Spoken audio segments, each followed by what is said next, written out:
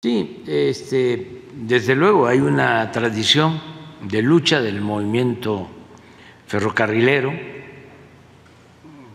desde los orígenes, desde el gobierno de Francisco I. Madero, porque aquí hemos comentado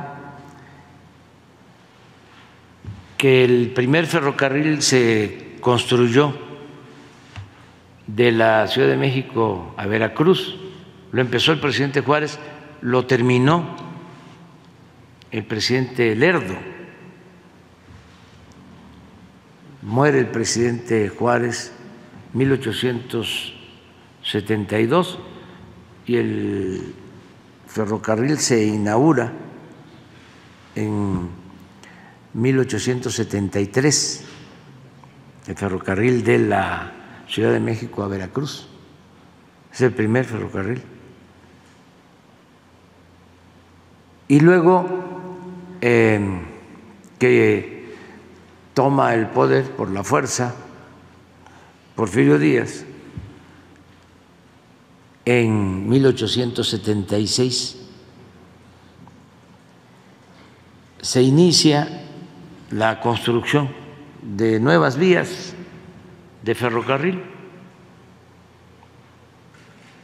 y se avanza mucho porque se dan concesiones a empresas extranjeras para la construcción de vías férreas. Se les llamaba en ese entonces a los subsidios subvenciones. Por cada kilómetro que construían, el gobierno les daba una subvención, un dinero por kilómetro. Entonces, se hicieron más de 20,000 kilómetros de vías férreas en el Porfiriato. Claro, estamos hablando de 34 años, pero se comunicó todo el país con ferrocarriles. Por eso siempre recuerdo que la revolución, como decía Adolfo Gil, se hizo a caballo y en ferrocarril.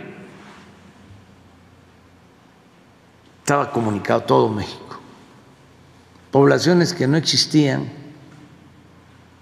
aunque eran muy pequeñitas, se volvieron grandes centros poblacionales.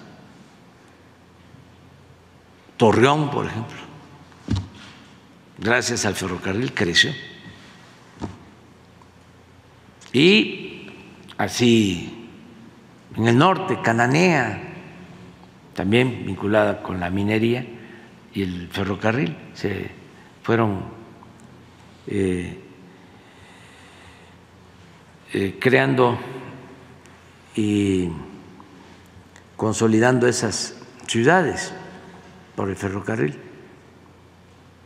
Y después de la revolución se siguieron haciendo vías férreas. Y llegan estos tecnócratas y desaparecen los ferrocarriles de pasajeros y entregan todas las vías férreas para ferrocarriles de carga a dos grandes empresas que se quedan en promedio con 10,000 kilómetros cada una, si no es que más, en concesiones. Pero esto lo hace Zedillo. Antes se había llevado a cabo todo el movimiento ferrocarrilero. Bueno, cuando asesinan, primero cuando fallece en Nueva York, porque estaba en el exilio y nunca quiso regresar durante el Porfiriato, Sebastián Lerdo de Tejada, y lo traen, es en ferrocarril, y el movimiento ferrocarrilero le hace un gran homenaje los trabajadores ferrocarrileros de entonces. Es muy interesante porque cuando Porfirio Díaz, las empresas extranjeras eran las que tenían los ferrocarriles, y Porfirio Díaz y Limantur les compran todas las acciones. Es el primer FOBAPROA.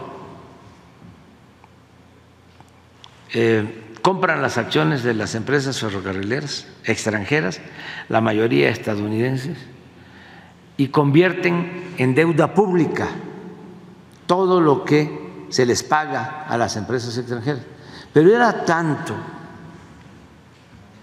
el antinacionalismo que ya siendo los ferrocarriles de México, lo siguieron manejando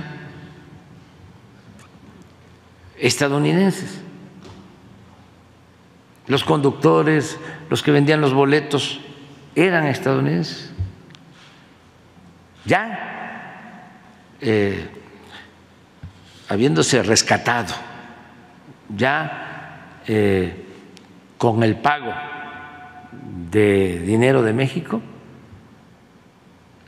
se estableció el convenio de que iban a seguir siendo administrados por extranjeros, porque había la mentalidad de que eran mejores los extranjeros que los mexicanos. Es hasta que triunfa la Revolución, Madero mexicaniza los ferrocarriles porque establece que tenían que ser mexicanos los trabajadores del ferrocarril. Y bueno, viene todo un movimiento. Hablaba yo de Lerdo, cuando asesinan en una cárcel de Estados Unidos a Ricardo Flores Magón, ya en vísperas de que lo dejaran libre, después de años de haber estado en la cárcel. La versión oficial es que murió de un infarto, pero hay otra versión de que lo estrangularon en la cárcel antes de salir, ya grande, enfermo. Entonces, cuando lo traen a México, en cada estación del ferrocarril, un mitin de los ferrocarrileros y de los trabajadores. Entonces, ese es el antecedente, por eso lo de Vallejo, por eso lo de Campa, por eso cuando convocan a huelga, los encarcelan y pasan mucho tiempo encarcelados. Vallejo, un gran dirigente, Campa lo mismo, un gran dirigente, honesto. Vallejo, un hombre con muchas convicciones, nacido allá en el istmo de Tehuantepec. Pero posteriormente a eso fueron sometiendo a los dirigentes sindicales. O sea que la causa de la privatización de los ferrocarriles no tuvo relación con eso. O influyó, pero no fue decisivo. Lo determinante es que querían entregar todos los bienes de la nación, los bienes del pueblo, a particulares. Imagínense entregarle a dos empresas toda esa infraestructura a cambio de nada, porque ni siquiera cumplen con los compromisos de las concesiones de manera cabal. Tienen que darle mantenimiento a las vías para tenerlas en buen estado y no lo hacen. Ahora que se rescató el tramo de vía del Istmo, ahí, de acuerdo a la concesión, tenían que mantener las vías en buen estado. Hablan de categoría, son vías para mantenerlas en categoría 4 y las mantienen en categoría 3. Eso fue Zedillo. Sí se peleó con Salinas, pero como piensan igual, continuó Zedillo con la política de las privatizaciones, como también continuó Fox y continuó Calderón y Peña Nieto, porque es un pensamiento. Por eso hablo del periodo neoliberal, fueron 36 años de gobiernos neoliberales. Ahora lo que estamos haciendo pues es regresando a lo público, lo que es público, lo que es del pueblo, lo que es de la nación. Y estamos avanzando porque tengo el orgullo de que voy a ser el presidente de los últimos años que más kilómetros de vías férreas deje operando.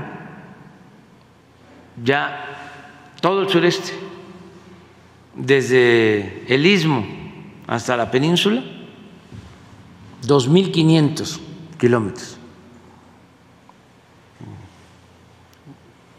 Guatemala, hoy voy para allá, hoy voy a Tapachula y voy a sobrevolar toda la línea, desde la frontera hasta Ixtepec. Voy a pasar nada más por el puerto Chiapas, que se está rehabilitando. Ahí va a haber un centro de desarrollo, un polo de desarrollo en Puerto Chiapas. Ahí tenemos un vivero donde se producen muchísimas plantas para el programa Sembrando Vida, un vivero que está a cargo de la Secretaría de la Defensa, porque hay 200,000 sembradores en Chiapas del programa Sembrando Vida. No, son 200,000 hectáreas y sembradores son 80,000, para ser exactos, 80,000. Y por eso ese vivero. Y eso es hoy. Mañana superviso las obras del puerto de Salina Cruz y todo el istmo. Vamos a pasar a Ixtepec, vamos a estar en Matías Romero, ahí era el centro del movimiento ferrocarrilero de Vallejo, y vamos a terminar en Coatzacoalcos, vamos a ir a descansar a Coatzacoalcos, y mañana, el domingo, tenemos reunión en el puerto de Coatzacoalcos, que se está también rehabilitando, y estamos revisando los 10 polos de desarrollo. En esta ocasión no voy a supervisar de Coatzacoalcos a Palenque, que también se está trabajando para dejar esa línea para transporte de pasajero y de carga, y la semana que viene me toca de nuevo el Tren Maya, ahí sí de Palenque. En 3 días superviso, sobrevuelo 1.550 kilómetros. Y ahí vamos avanzando.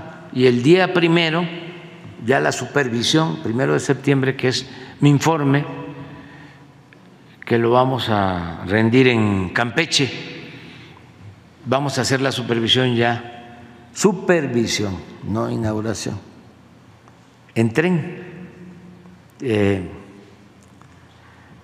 de Campeche a Mérida, de Mérida a Chichén Itzá y de Chichén Itzá a Cancún, viernes y sábado, el 1 y el 2. Vamos a seguir construyendo las vías férreas y sí, todo esto pues llena de nostalgia y de sentimientos, ¿no? A los ferrocarrileros, a sus familiares, como lo de ayer de Mexicana.